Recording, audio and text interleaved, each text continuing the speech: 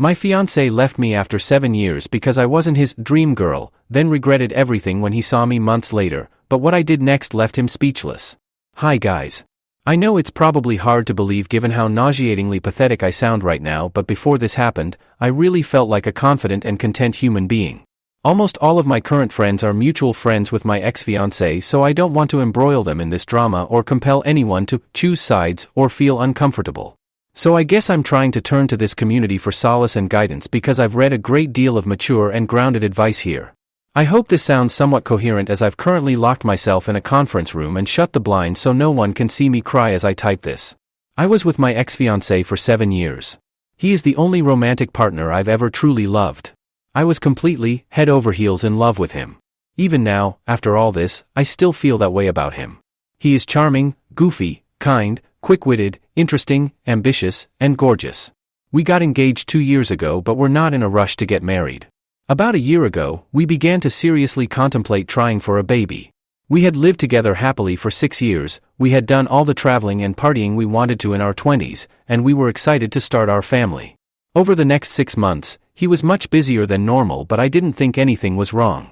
I did my best to alleviate any extra stress he had, though I was experiencing some extra pressure at work too, by taking over all the housework and errands, helping him organize and pack for trips, and just being understanding when he would work very late or need to leave for a week or two. We didn't spend as much time together during that period and I missed him a lot, but I thought we were still happy. When the 6 months were over, our schedules reverted back to normal. I felt relieved until I started to notice him becoming more distant despite that fact that we finally had more time together. He started going on his phone more frequently when we were together and seemed to be more protective of his phone. I'm not generally a jealous person and I trusted him completely, so I didn't think much of it. Then one day, after another month had passed, I brought up the topic of trying for a baby as we discussed. I could immediately tell something was wrong. He was quiet for a while and then he unleashed a flood. He said he was unhappy with our relationship and had been for some time. He said that he cared about me deeply but that the spark in our relationship had died and that he tried to convince himself he could live without that spark but had ultimately decided that he couldn't. He said I had done nothing wrong and in fact was the perfect partner, but that didn't change the fact that he couldn't shake this nagging feeling that I wasn't the one for him. He said that he didn't want to hurt me but that he couldn't condemn himself to a lifetime of settling for someone that wasn't his dream girl, even though he didn't know if his dream girl existed. He said he was sorry but he couldn't live a lie anymore. I don't think I said a single word as he was telling me all this because I just felt so utterly shocked and blindsided. I just stood there, staring and listening, and crying silently. When he finished, all I could utter was something like, "Okay, I'm sorry, I didn't know, do you still love me?" He paused for a while and then said that he loved me but wasn't in love with me anymore. We proceeded to spend the whole night discussing his feelings and our relationship, until we were both so exhausted we couldn't cry anymore and the sun was coming up. He said he was sorry again, and it was probably best if he stayed at a friend's place, so he packed up some stuff and left. That was about 5 months ago. We never really talked in person again. His brother and his best friend came over that weekend to get the rest of his stuff and I just left while they were packing because I couldn't stand to be there. I felt so shocked and numb and traumatized and tired that I didn't even cry much. I couldn't really process what was happening as I went through the motions of moving out and explaining the situation to my family. When I finally moved into my new place and sat alone with my boxes, I completely broke down. I could not stop crying and dry heaving. I ended up using 5 vacation days to take off a week of work, which really irked my manager. I could not get out of bed. I barely ate, living off this old tub of peanut butter. I looked through all our old pictures and tried to figure out where it all went wrong. Then for 4 months, I tried my best to move on. I deleted all my social media apps so I wouldn't have to see him. I dove into work. I ramped up my hobbies. I exercised to keep my mind occupied. I met with friends and family and pretended everything was okay. I started going to my therapist again, which helped a bit. I finally thought I could see the light at the end of the tunnel. Then a month ago, I ran into a mutual friend from college. She said it was really sad to see we weren't together anymore, and surprising to see he'd moved on so fast. I told her I wasn't keeping up with him anymore but that I was doing okay. When I got home, even though I knew it was a terrible idea, I re-downloaded Instagram and went to his profile. His latest picture was him at his cousin's wedding with his arm around a gorgeous girl. All the old pictures of him and I were gone from his profile. Again, I knew it was a terrible, self-destructive idea. But I went to the girl's profile and Googled her. She is literally a younger, smarter, prettier, and better version of myself. We both studied at the same university, but she completed a prestigious program which I was rejected from. We both have green eyes and brown hair, but she is far prettier and legitimately looks like a model. We are both thin and fit, but she has an amazing hourglass figure and looks far more stylish than me and has tens of thousands of followers even though she's not an influencer or whatnot. In fact, we both work at the same company. I'm pretty sure my ex met her through work, but she landed a job in a prestigious division right out of undergrad and likely makes more money than me. She is an improved version of me, 7 years younger. And the love of my life is dating her. For the past month, I've been spiraling. I can't stop stalking my ex-fiancé and this girl. I look at her Instagram every day and torture myself with her gorgeous pictures. She's posted a dozen pictures with my ex over the past few months and he looks so happy, healthy, and fit. They've gone on trips together, he's brought her to his hometown, and he's even posted a picture of them with a mushy caption which he never did when we were together. I have no evidence and I don't think my ex would do this, but I now suspect he was at least interested in her while we were still together. She started at the company about a year ago. I'm so paranoid of running into them. I can recognize that my behavior is obsessive and masochistic, and I've deleted Instagram and told myself I'm not going to do this anymore, only to wake up the next day and re-download the app and do it again. My therapist has been trying to help, but I just cannot move past this.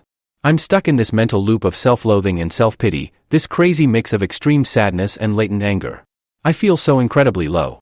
Worthless, used up, discarded, and suddenly, so incredibly old. I know that comparison is the thief of joy. I know that I am objectively still young enough to move on. I know that social media is a highlight reel and their relationship may not be perfect. I know that this girl has done nothing wrong to me. I know that my ex deserves to find his dream girl. But none of this knowledge helps soften the fact that I thought that by this time this year, I would be pregnant with the love of my life, and instead, I'm alone and he's found someone better. Please, if you've ever experienced something similar, share your words of wisdom. Or commiserate with me. I don't know. I just feel so worthless and alone. Update, hi again, guys. It's been about 3 months since I posted about my struggle to move past my 7-year relationship with my ex-fiancé. While I cringe when I think about the pathetic state I was in when I wrote that post, sobbing alone in that conference room, I was stunned by the empathetic, mature, and helpful advice I received from members of this subreddit. These past few months have been an absolute roller coaster, and I thought I owed this subreddit an update given how much solace and guidance you guys gave me during some of my darkest days. I don't think things would have worked out nearly as well if I had continued to bottle up those festering emotions and isolate myself, so I'm grateful for every single person who commented and messaged me. Thank you, thank you, thank you. So, here's what happened. The night I made that post, I finally blocked my ex-fiancé and his girlfriend on Instagram, as many of you suggested. I think actually verbalizing how obsessive and masochistic my behavior was, instead of keeping it all inside, and finally feeling validated in my emotional reactions after reading your sympathetic comments, instead of feeling alone and crazy, clicked something in my brain. I resolved to break out of that self-destructive loop, to stop torturing myself with their perfect pictures and reclaim a modicum of self-respect. It was an incredible relief to not be constantly following the impulse to view their new pictures and give myself some time to heal instead of picking at that scab every single day. That weekend, I decided to reconnect with my family and friends and stop pretending that I was handling the breakup flawlessly. They were incredibly compassionate, though also shocked that I had been hiding my dark feelings so well, and it was like I'd instantly rebuilt my support network. I didn't realize how emotionally isolated I had become until I was able to be honest and open with people in my life. I did continue to avoid talking to friends who were mutual friends with my ex because I didn't want to put anyone in an awkward position, but I was able to reconnect with a few of my other friends, and I took the initiative to finally make some fun plans. Getting out of the house to enjoy brunches, hikes, and shows with my friends over the past few months has been incredibly beneficial for my mental health. Just being in new environments and focusing on people other than my ex was therapeutic, even for someone who tends towards introversion like myself. Per your suggestions, I also decided to try out another therapist. I did find my original therapist somewhat helpful, but I also felt like he was not able to relate to some of the nuances in my issues given that he was in his late 50s, so we had a bit of a generational gap. My new therapist is incredibly compatible with me, and instantly understood the intricacies of my problems. She has helped considerably with addressing the roots of my insecurities and was able to validate and analyze my feelings in a much more intimate way. If you are struggling to find therapy useful, I highly recommend shopping around a bit for a more compatible therapist. Therapy is certainly not one size fits all. Another popular suggestion from you guys was finding a job at another company, away from my ex-fiancé and his girlfriend. I didn't think that would be possible since the job market in my field is not great at the moment, but I began actively searching for other positions. I brushed up my resume, filled out a couple applications, and even surprisingly secured an interview. Then out of the blue, someone above me in my division quit to join a competitor. The senior managers were quite eager to fill his role quickly, so they decided to go with an internal hire. And after 5 or 6 rounds of interviews, God, I absolutely dread interviews, I got the job. I'm so grateful for this promotion. Not only is the salary substantially better, but the hours are actually more consistent as well. It's crazy, I feel like the momentum of my life has shifted so quickly. And I finally have an office. It's tiny, but I really enjoy it. The only downside was this promotion also meant I would have to continue working in the same building, albeit a very large building, as my ex. And as I left work before Christmas, the moment I'd been dreading came. I ran into my ex as I was leaving the office. We exchanged a few pleasantries and he complimented my new haircut. I thanked him, wished him well, and said I had to hurry to catch the next train. I wish I could say I felt cool and collected, but I was so nervous to see him again for the first time in like 6 months that I was almost shaking. On the commute home, I calmed down and actually thought, hey, that wasn't so bad. He looked good, but I didn't feel a rush of sadness or desire or anything. I mostly just felt awkward, like we'd become strangers again. I didn't feel that familiar impulse to stalk his Instagram and actually felt happy to see he was doing okay since I'd cared for him for so many years. I felt like at last, I was really moving forward. The next day, I woke up to a dozen messages from my ex-fiancé. They started at around 2 a.m. and were slightly incoherent in parts, so I'm guessing he was a bit drunk when he sent them. They were all long walls of text, which surprised me because he's not typically big on verbalizing his emotions. He wrote that he hadn't been able to stop thinking about me since we ran into each other outside the office, that he was sad that we weren't friends anymore because I still felt like his best friend, and that he regretted how everything went down. He said he questioned if he'd made a huge mistake in a moment of weakness and fucked his whole life up, and that he couldn't help but regret it all when he saw me. He apparently noticed that I'd blocked him on Instagram, which I found funny given how intensely I had been stalking his Instagram, and said that made him really sad.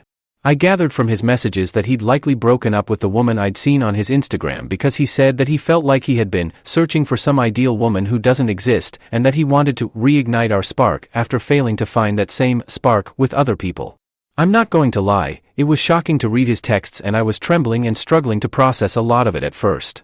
Part of me wanted impulsively to give him another chance, but after taking a day to mull over his words, I ended up feeling like he was less sorry that he'd lost our relationship and more sorry that the greener pastures he sought weren't quite as green as he'd imagined. I tried to respond kindly but firmly, saying that I really treasured and appreciated our relationship, but that I felt like I could no longer trust him to the same degree I once did, and that I felt like it would be confusing and painful for us to become friends in the near future. I told him how hurt I felt when he blindsided me after promising that nothing was wrong, and how I struggled for a long time to figure out what was missing in our relationship, but ultimately felt that as long as he thought the missing part was so crucial that he wanted to leave after all those years together, then we probably aren't meant to be together. I wished him the best. He didn't respond to my messages.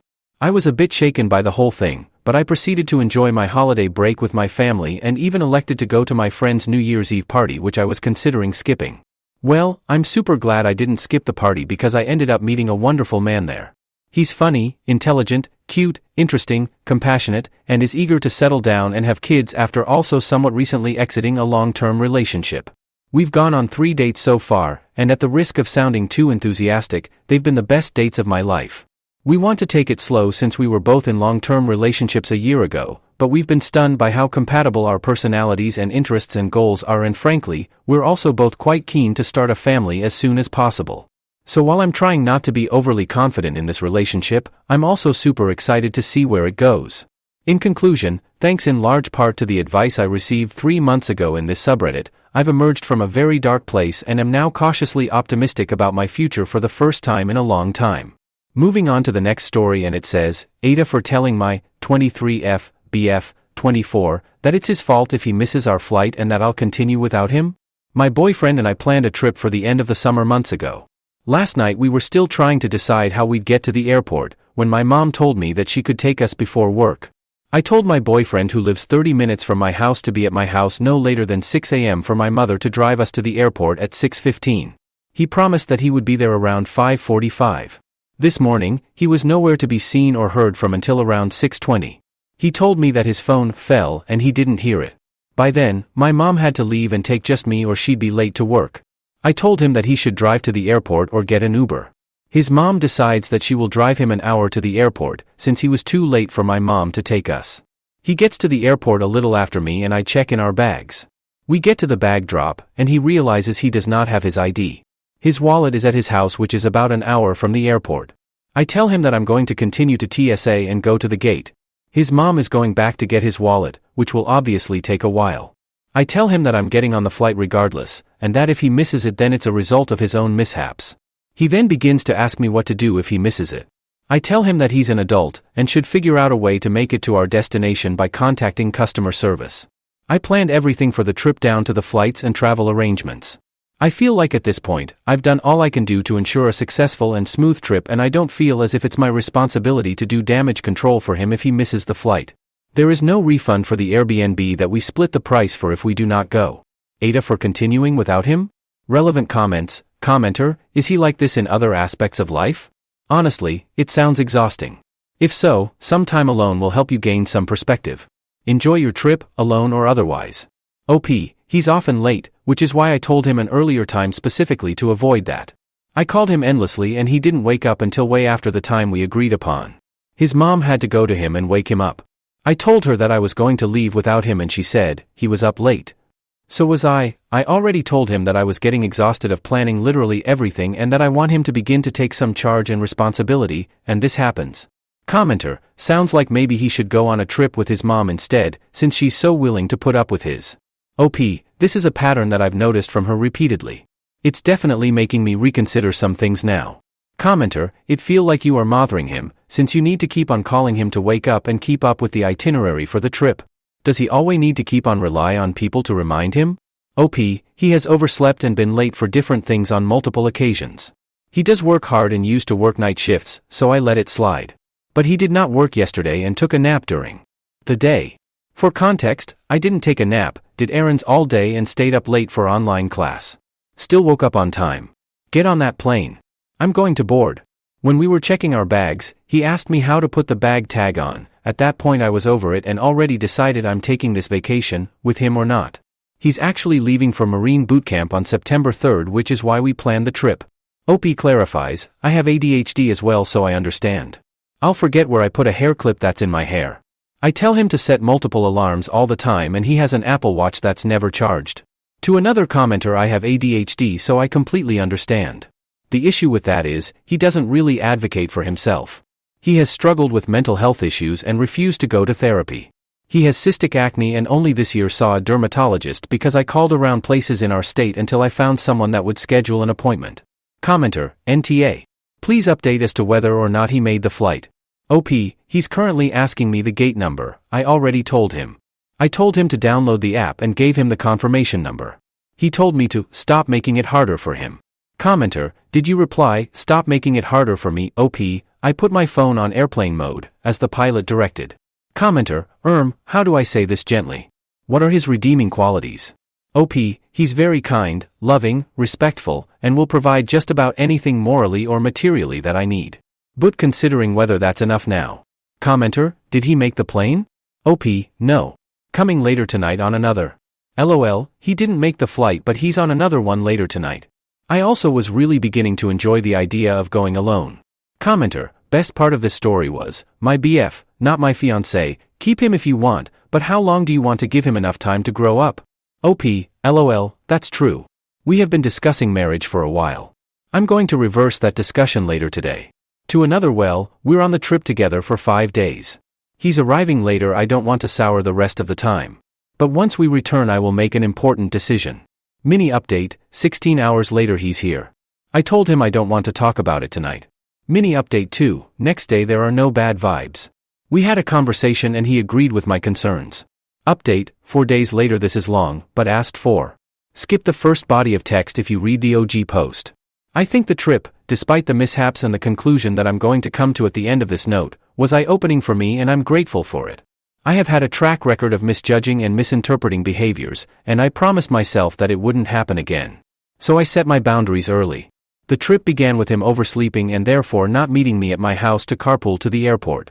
Not a heinous act in itself, but something that has happened multiple times on different occasions.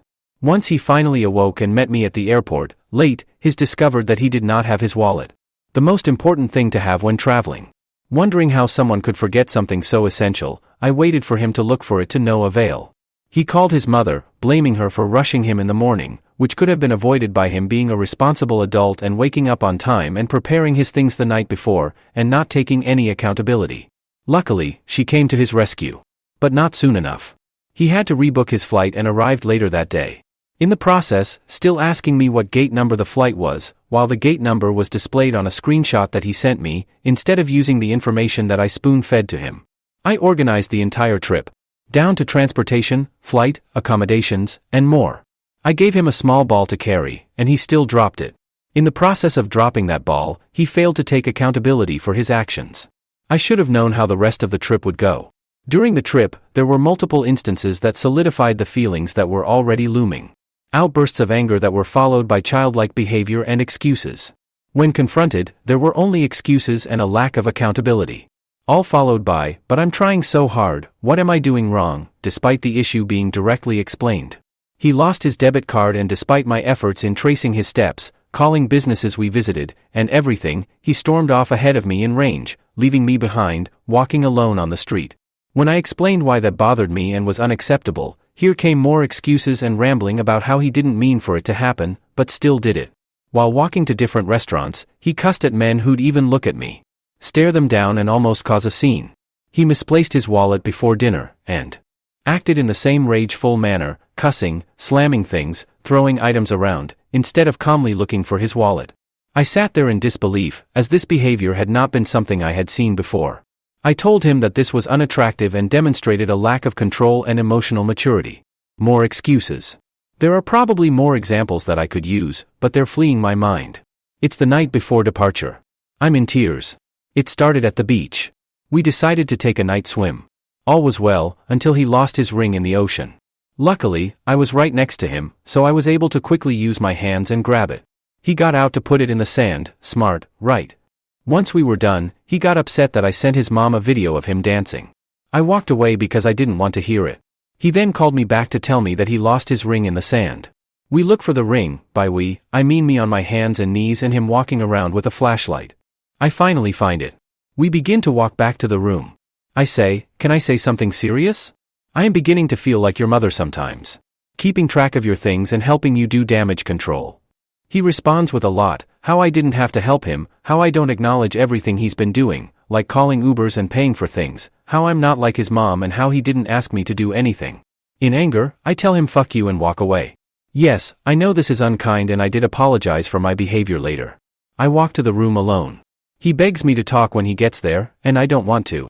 I shower and tell him one thing: this trip has really made me reconsider whether I want to be in the relationship.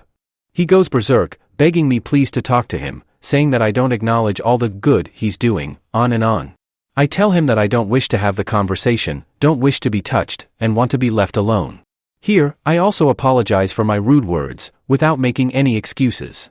He tells me I'm always rude. Prior to dating, I did use harsh words when he showed up to my house unexpectedly and demonstrated other signs of emotional immaturity and ignored my wishes.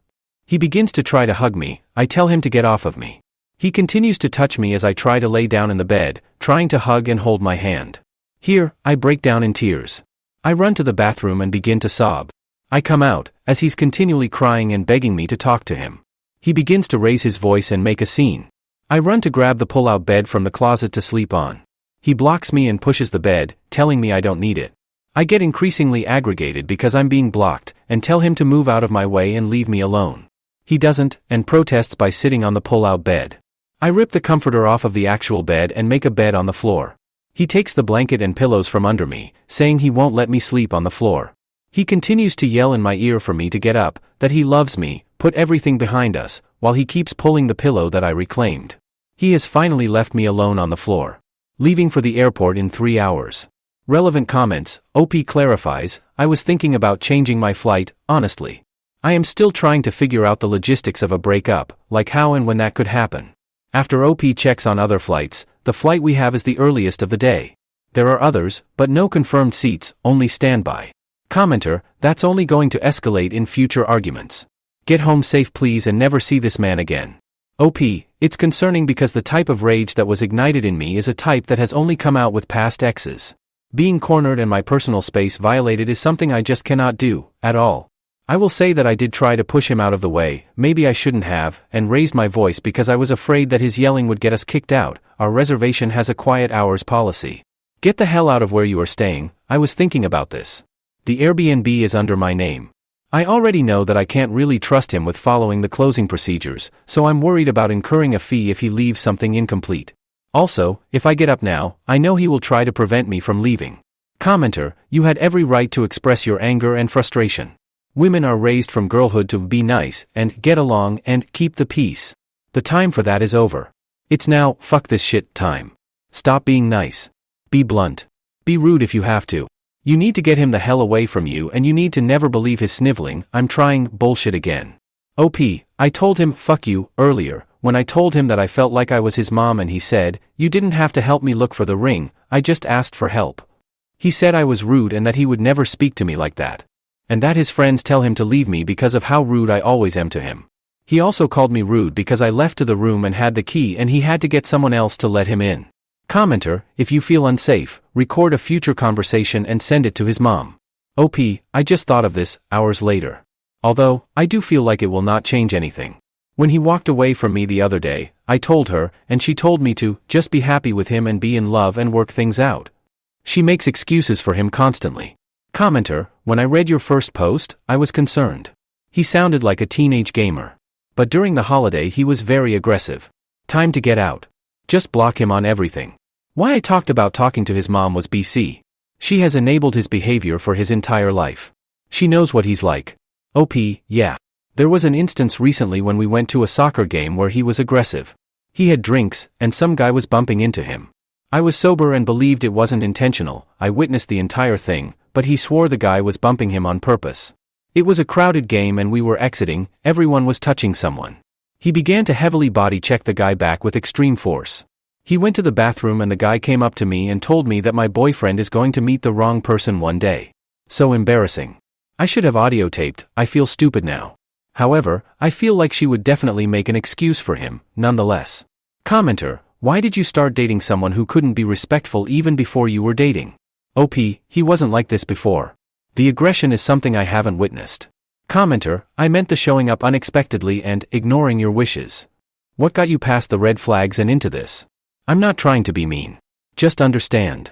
OP, I guess the apologies and giving the benefit of the doubt, that so many people were upset that I didn't give him in my initial post. I do like to give a first, and even second chance. I'm not perfect and don't expect my partners to be. He apologized for the previous behavior and made certain strides in areas, but obviously not the ones that matter the most. Commenter, serious question. Is he an alcoholic? He dated one and on a mini vacation he acted just like this. A petulant child. Or is he just weaponized immaturity? OP, in the past, he has used alcohol to self-medicate and deal with emotions. On one instance, his mom had to drive to his Apple location and found him drunk, asleep in a car outside a friend's house when he promised her he'd be home soon. I'm not sure if the frequency or amount of his drinking would warrant a formal diagnosis of alcoholism, but both of his parents had issues with alcohol during his entire childhood. His mom says that he always gets like that when he drinks, as well. We don't drink together often as a couple, but when we do this has never happened before, we've just gone to clubs and had fun. Mini update, a few hours later I'm at the airport now. When I left he was asleep. He hasn't messaged me or read my texts and his location isn't moving, so I'm assuming he's still asleep. Boarding in 10 minutes. Several hours later, I left for the airport, alone. When I left he was asleep. When I boarded the plane, he texted me saying that I should have woken him up so that he didn't miss the flight. He said that I should have at least woken him up because apparently his phone was on silent. One relevant comment, he actually overslept because I left while he was sleeping to get to the airport. He missed the flight. I sent him a text explaining everything and did let him know to not come to my house or I will call the police.